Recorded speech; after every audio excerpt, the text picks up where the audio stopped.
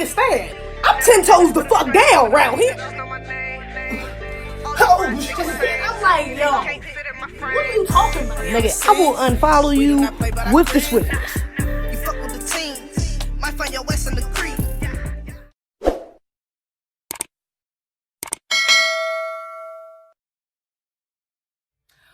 What's up, y'all? What's goody? What's goody? What's goody? What's goody? What's goody? What's goody? What's goody? It's your girl Zeze back with another motherfucking video. Make sure y'all like, comment, subscribe, turn on my notifications bell, give it a short thumbs up, share this motherfucker, all that shit, all that shit, all that shit. You feel me? So today's video. Oh, first things first. I got a B.O.B. Black on minutes. Black on minutes. Okay. Shout out to my boy Chris. All right. Turn around. Dreamer. You can see it. Hey, Dreamer Boy Productions. Hey, okay. His name is Hollywood Fizz on Instagram. Y'all make sure y'all go follow him. And he has a YouTube. He puts out these funny skits. Upcoming actor. He has his own media company. He's an upcoming writer, producer, actually, too. So look out for him. You're going to see him on a big screen very soon. That's my guy. Go follow him. Show him love. All right. Today's video is going to be about Jacob Blake and Kyle Rittenhouse. I kind of just wanted to give my thoughts on, you know, some things I feel like some of the narratives that are being put out there, let me say, about both of these cases, you know, as y'all know, they're kind of intertwined. I'll get a little into it. I feel like a lot of people are using excuses to deflect from, you know, the number one priority, which is getting justice. Just trying to pull anything out their ass to really deflect from the issues here. And, you know, I'm here to refocus. So, you know, here we go. Let's get into it. Okay, so as y'all should know, Jacob Blake recently was shot 7 times in the back by a police officer in Kenosha, Wisconsin. Apparently his girlfriend, allegedly his girlfriend, let me say, called about a domestic violence dispute. He wasn't supposed to be over there. She had some sort of restraining order against him. And he had something in her possession, in his possession of as well, that he wouldn't give back, I think. He also had a couple warrants out for his arrest as well. But when the officers got over there, they tried to arrest him, tried to tase him. It didn't really work. You know, they got into a little scuffle. He gets up, tries to walk to the driver's side of his car, where he tries to get in. And that's when one of the officers, and the officers already had their guns drawn, mind you. But the officer pulls him by the shirt and then proceeds to shoot him 7 times in the back. Let's not forget his 3 children are in the car. His girlfriend is still to the side, and there's pedestrians outside as well. I see a lot of people trying to make the argument, okay, well, why didn't he comply? You know, the officers had their guns drawn. They told him to not walk over, to stop. He's arrested, you know, they went through all the motions, tried to taser him and things of that nature. He was still resisting, you know, so that justifies him getting shot 7 times. I agree. He shouldn't have walked over to the driver's side. He should have complied when they asked him to put his hands behind his back, whatever the case may be. He should have listened, let them arrest him, and, you know, that may have been that, but that's what should have happened. He should have complied. Especially because he did have his children with him. When you're dealing with race soldiers, potential race soldiers, or suspected white supremacists, you have to be very aware of what's going on around you and yourself. Knowing that he had his children there and that his girlfriend was out there, there's other pedestrians, I think it was 2 women standing out there. You don't want to direct that energy nowhere else. You want to keep the focus on you. So him walking to the car was dangerous for the children in itself. I talked about this before, having that mindset of having, you know, like a prisoner of war mindset, as a matter of fact, you know, really understanding who you're dealing with, you know, not being so emotional or irrational or impulsive. You know what I'm saying? That goes back to my point of being very self-aware when you're dealing with these race soldiers. Because I hate to say, you know, don't give them a reason. They already have a reason. Your blackness is a reason. So I hate when, especially black people, try to make that reason. Well, don't give them a reason. Don't let that be the reason because you want to you want to have a smart mouth, or you want to do. They already have a reason. Okay, they already have a reason. Let's just put that out there. Your blackness is reason enough, which is why he shot him 7 times that excessively. Okay, we've seen police officers disarm and de-escalate white people in way worse situations with weapons, you know, all types of things going on, and they've been able to come out of that situation alive and unharmed. I don't want to give the impression that I'm trying to justify the officer shooting him in any way, shape, or form, because that was just excessive force, point blank period. And people are really trying to hone in like on that one point that he shouldn't have walked away and that, okay, that was self-defense. Okay, even if you do want to take that and say, okay, well, he shouldn't have done that, that was wrong. Cool. He shouldn't have done that. That was wrong. He should have complied. But his consequence was excessive, but that was his consequence. He got shot 7 times, and now he's in the hospital paralyzed. He also still has pending charges against him. He's dealing with his consequences.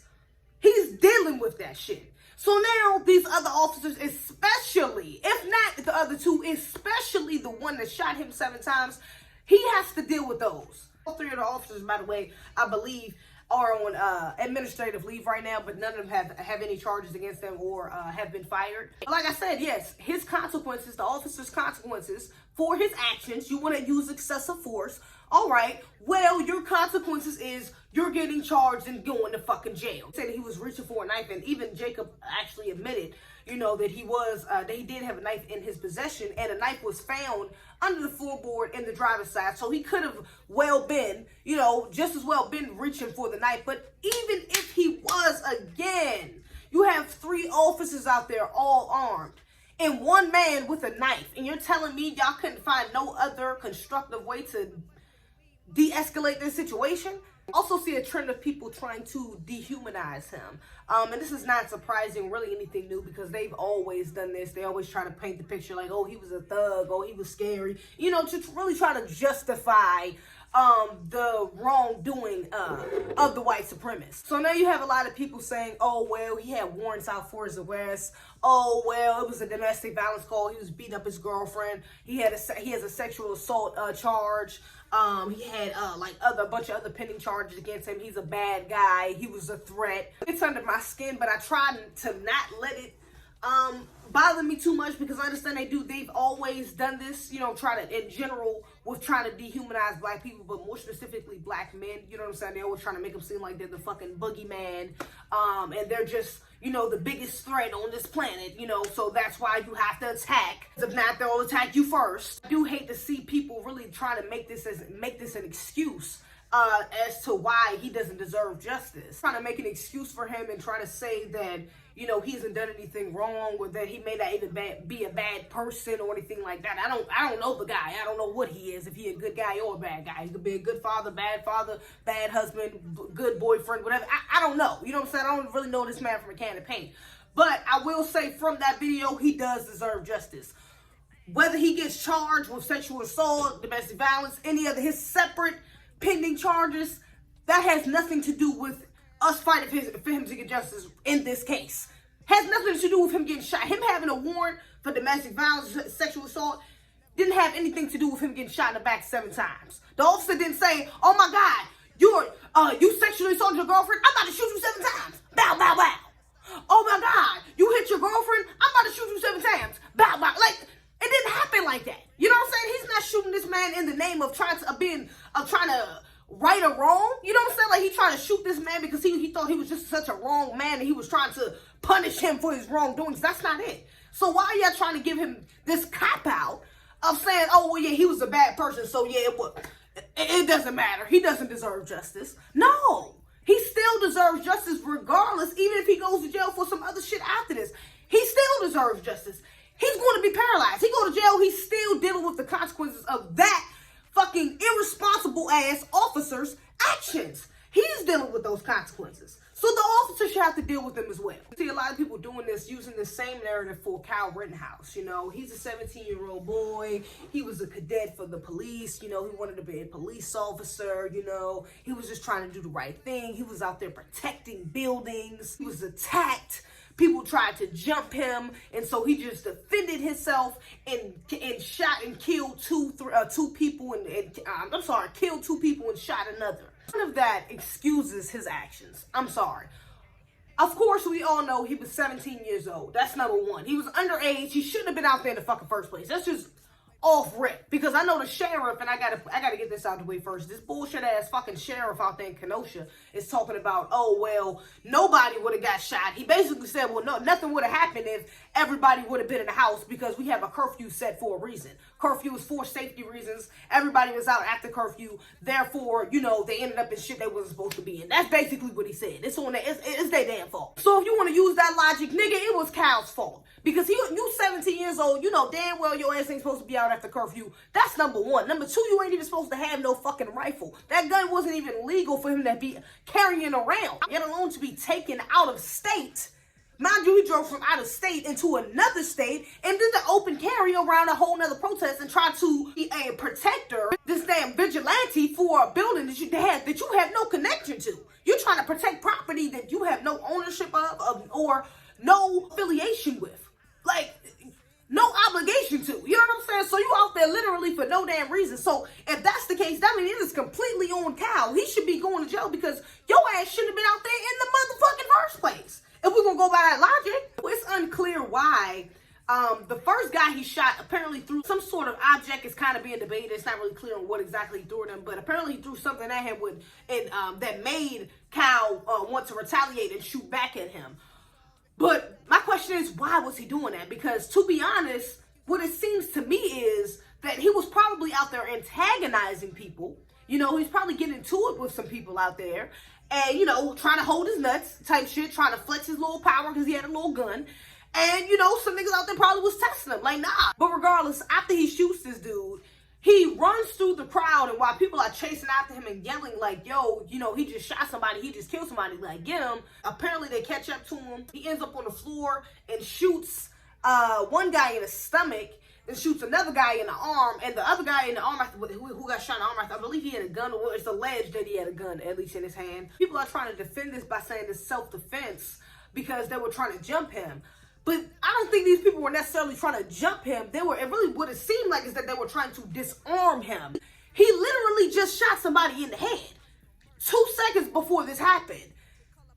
Nigga, you know what I'm saying? Like, who's really the one in the wrong? You know what I'm saying? He just shot somebody in the head. Of course, people are trying to disarm him because they see him as a threat. Now, me, myself, I can understand, like, personally, if I was out there, I'm not chasing after the motherfucker who just shot somebody with a rifle. I mean, so I get the narrative. You know what I'm saying? I understand why people are saying it because nigga, that wouldn't be me. That's all I'm gonna say. I wouldn't be chasing after the motherfucker who just shot somebody, and I don't got no damn gun myself. If I had a gun, I'm not gonna chase you. I'm just gonna shoot your ass, and then I'm gonna come disarm you.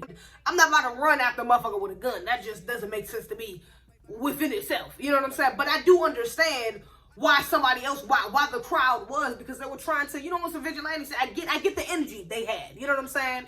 But this is why self-awareness is very important. You know what I'm saying? Because had they been more self-aware, they would have realized that, you know, kind of thought that through. Like, I'm really chasing out somebody who could literally just turn around and shoot and kill my ass. You know what I'm saying? Rather than just focusing on, okay, let me try to, you know what I'm saying, disarm him and be the vigilante and be the hero and save everybody else, when really, you know, you need to be thinking about saving your goddamn self. Again, you know what I'm saying? To each his own, and I understand why they tried to do that. They were trying to disarm him. If they was really trying to harm him, one of the dudes one of the dudes who apparently got shot and allegedly had a gun could have shot him. You know what I'm saying? Somebody else, they could have hit him with an object. Like, they could have harmed him had they wanted to. They were clearly just trying to catch up with him to get his gun from him. Like, clearly, you know what I'm saying? Why are you trying to jump a dude with a gun? I don't think that's, you know, I don't think that was the true objective. I think that was their real intent was just to disarm him. And then to make the situation worse, he's able to walk past them and literally go home that night. He's able to make it back across the state border to his house for the fucking night, get sleep, and not get arrested until the next day. Now it looks like that he's affiliated and being protected by the police. You know, the people that's supposed to be protecting us. And this isn't surprising. Again, sadly, it's not surprising because we've seen situations like this. We know that these cops do, you know, kind of deputize a lot of these civilian, you know what I'm saying, white supremacists, you know what I'm saying? They deputize them and allow them to do things like this and protect them. Well, we'll see what more comes out, because I definitely believe he's affiliated with some sort of white supremacist militia group. That very well could mean that he's going to get off. You know, it kind of increases the chances that he could, you know what I'm saying, get off, and they play this in like it's self-defense, and you know what I'm saying, it really let him off from this. He really might be able to get off. The only thing he really can't get off from is the fact that, you know, he was 17 with a illegal firearm. That's something they got to press charge against him no matter what. You know what I'm saying? But as far as the shooting goes, you know, they might be able to spin this, you know what I'm saying, because he is connected with them and they're going to protect him. So as you can see within the video, people are screaming like this man just shot someone and they're not even flinching. Like they're basically even ignoring, you know what I'm saying? Really just ignoring them even saying anything about him just killing somebody. You know what I'm saying? Oh, civilian in the street hurt? Yeah, and this dude just hurt him. Oh, civilian in the street hurt? Yeah, he just hurt him. Oh, civilian in the street hurt. Nigga, yes, and he just hurt him. What y'all gonna do about the motherfucker that just hurt him? If he gets off from this, it wouldn't be surprising, but we definitely need to be fighting for him not to, because this is important. You know what I'm saying? That we set examples for other white supremacists. If we're gonna deal with this bullshit ass, then we need to be on these politicians' asses about policies that protect us specifically. You know what I'm saying? From situations like this. And this is why I said, even in my Joe Biden and Cardi B video, how I mentioned, she mentioned cops, but didn't mention white supremacy. This is why we have to be specific in saying white supremacists. You know what I'm saying? Race soldiers and white supremacists, because we just say cops, it excludes these other affiliated groups that are just as bad, if not worse, than these fucking white supremacist cops. So yeah, this is all pretty still new. You know, we still got more information coming out as days go by. I might do a follow-up video maybe about this or talk about it more inside my live as we get more information.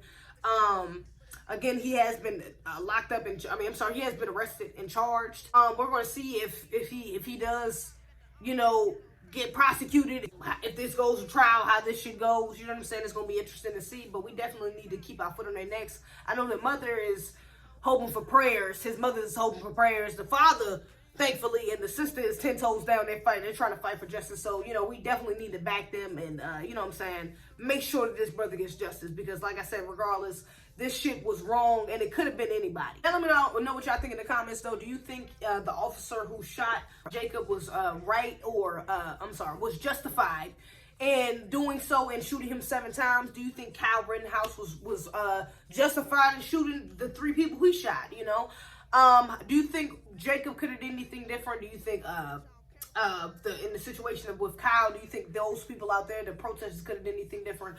Let me know what you think in the comments below. Other than that, make sure you like, comment, subscribe, turn on my notifications bell, give this joint a thumbs up, share this motherfucker. Other than that, that's all I got. We on the scene, we do not play by our green. You fuck with the team, might find your ass in the creek. We crossing our T's, we don't never miss a beat.